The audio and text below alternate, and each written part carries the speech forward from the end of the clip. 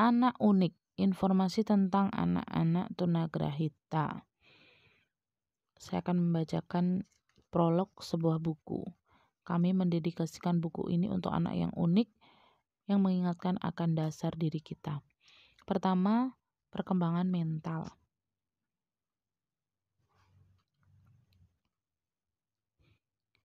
Seorang anak lahir ke dunia dan tumbuh. Tumbuh dalam arti anak akan berkembang. Perkembangan anak terjadi dalam berbagai aspek, fisik, mental, emosi, sosial. Kadang satu atau beberapa aspek perkembangan dalam diri anak mengalami keterbatasan. Artinya, perkembangan anak dalam bidang tertentu tersendat atau berjalan lambat. Ketika berbicara tentang perkembangan mental anak, maka yang dimaksud adalah perkembangan daya pikir.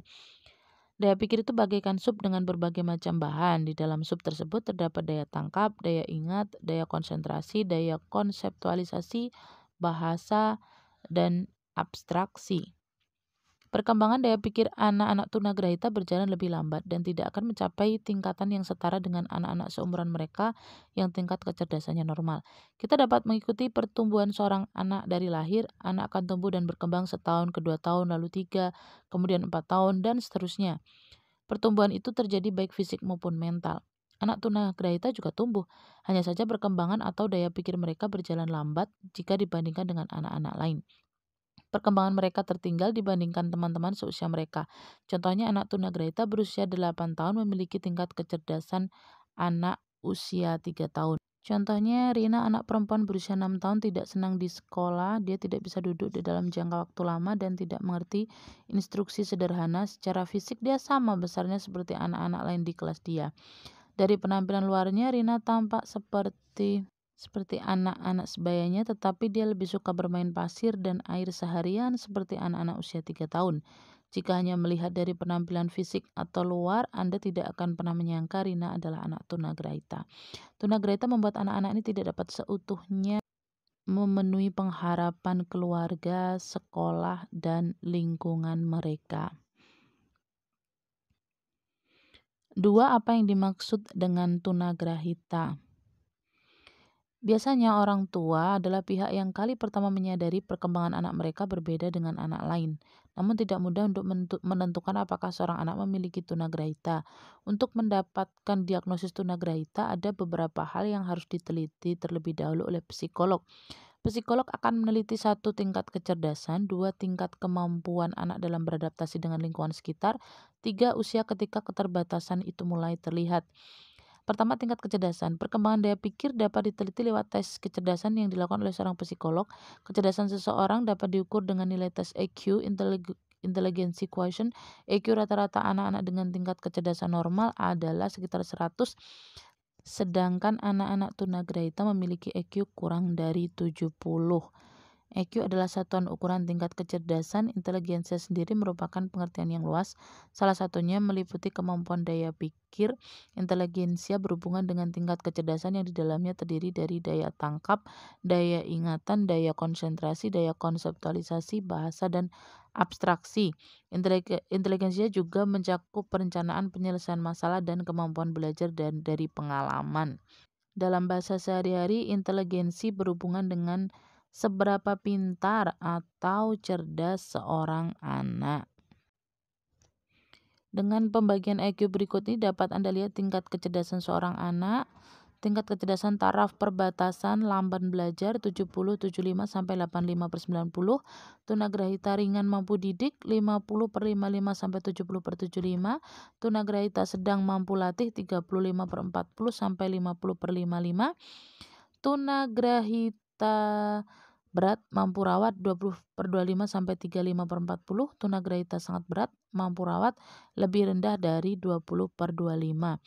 Tingkat kecerdasan rendah pada taraf perbatasan atau lamban belajar seringkali disalah kaprahkan dengan tunagrahita. Anak dengan tingkat kecerdasan rendah adalah anak yang inteligensinya kurang.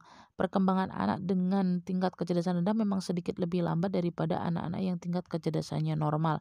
Anak ini kesulitan menempatkan diri dalam hubungan sosial dan sulit untuk dapat mandiri. Kebanyakan dari anak-anak ini bersekolah di sekolah biasa, hanya saja mereka menjadi murid yang terbelakang atau berkemampuan rendah. Tingkat kemampuan anak dalam beradaptasi dengan lingkungan sekitar. Nilai EQ yang lebih rendah dari 70 bukan satu-satunya faktor yang dilihat oleh psikolog. Psikolog juga melihat apakah anak itu mampu beradaptasi sesuai dengan tuntutan lingkungan sekitar dibandingkan dengan anak usia mereka. Psikolog akan meneliti hal berikut: kemahiran sosial emosional. Sebenarnya sosial dan emosional merupakan dua pengertian yang berbeda, tetapi penjabaran keduanya tidak dapat dilakukan secara terpisah. Pengertian sosial di sini adalah bagaimana anak berinteraksi dengan orang lain, sedangkan pengertian emosional adalah apa yang dialami dan dirasakan oleh anak. Pada prakteknya lebih sulit mengukur tingkat kecerdasan, kem- tingkat kemampuan sosial emosional daripada mengukur nilai EQ. Budi berusia 11 tahun dan duduk di sekolah luar biasa. Dia bisa mengikuti pelajaran di sekolah dan bisa mengerjakan tugas. Namun, jika ada anak di kelasnya yang tidak bisa tenang dan mengetok-ngetok mejanya, Budi tidak akan bisa belajar lagi. Budi tidak mampu mengatakan langsung kepada teman sekelasnya itu untuk berhenti. Dia jadi tidak tenang. Dan Budi kemudian pergi menjauhi mejanya.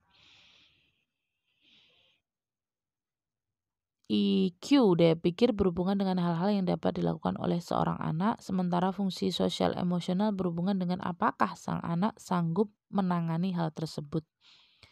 Kemahiran berkomunikasi.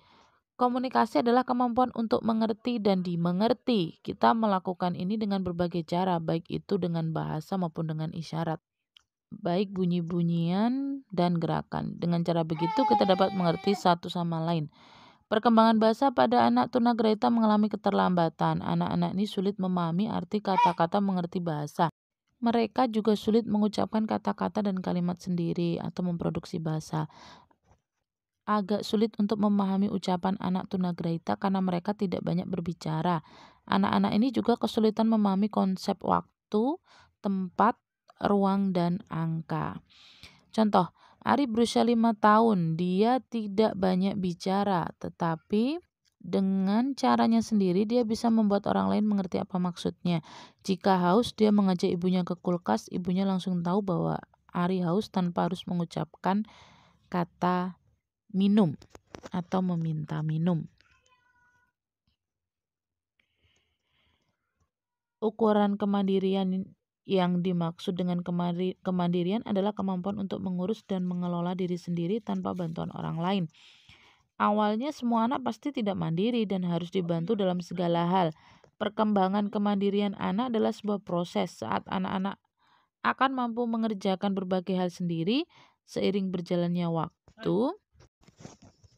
Pada balita, kemampuan untuk mandiri dimulai dari hal-hal kecil seperti belajar makan sendiri. Pada akhirnya setiap anak akan berkembang menjadi pribadi yang mandiri. Anak tunagrahita tidak akan dapat berkembang sampai mandiri sepenuhnya. Yang termasuk dalam mandiri sepenuhnya adalah mengurus diri sendiri, tinggal sendiri, menjaga kesehatan dan keamanan diri sendiri, bekerja, beraktivitas pada waktu luang. Anak tunagrahita mengalami kesulitan untuk mandiri, oleh karena itu mereka membutuhkan bimbingan dari orang-orang sekitar. Contohnya, Dewi berusia 16 tahun, dia suka memasak dan suka sekali membantu menyiapkan makanan. Dewi dapat mengupas bawang dan mengiris wortel dengan bimbingan orang lain. Namun dia tidak mampu apabila dia harus mengerjakan sendiri, dia tidak bisa memasak untuk makanan yang dia makan sendiri. 3. Usia ketika keterbatasan mulai terlihat. Sejak lahir, setiap anak akan tumbuh dan berkembang sampai kira-kira usia 18 tahun. Tunagrahita dapat muncul sebelum lahir atau dalam masa perkembangan. Otak juga bisa mengalami kerusakan karena kecelakaan atau penyakit yang terjadi setelah usia 18. Namun jika anak sudah tumbuh secara normal sampai usia 18, kita tidak bisa menyebutnya sebagai tunagrahita. Apakah tunagrahita dapat disembuhkan? Sayangnya tunagrahita tidak dapat disembuhkan dengan obat. Dengan bimbingan dan dorongan orang-orang sekitar, anak tunagrahita dapat tumbuh dan percaya diri, tetapi keterbatasannya itu tidak akan hilang. Demikian, terima kasih. Semoga bermanfaat. See you tomorrow.